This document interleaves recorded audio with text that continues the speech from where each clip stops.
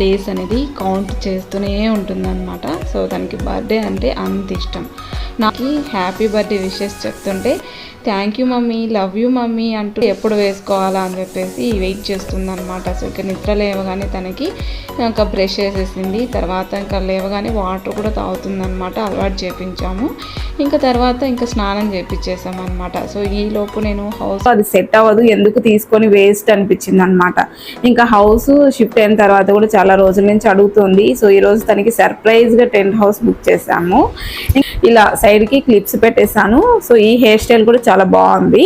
So morning వేసింది, స్కూల్లో తనకి కంఫర్టబుల్గా ఉండదని చెప్పేసి అన్నీ కూడా బ్యాక్ సైడ్కి అలా కట్ట.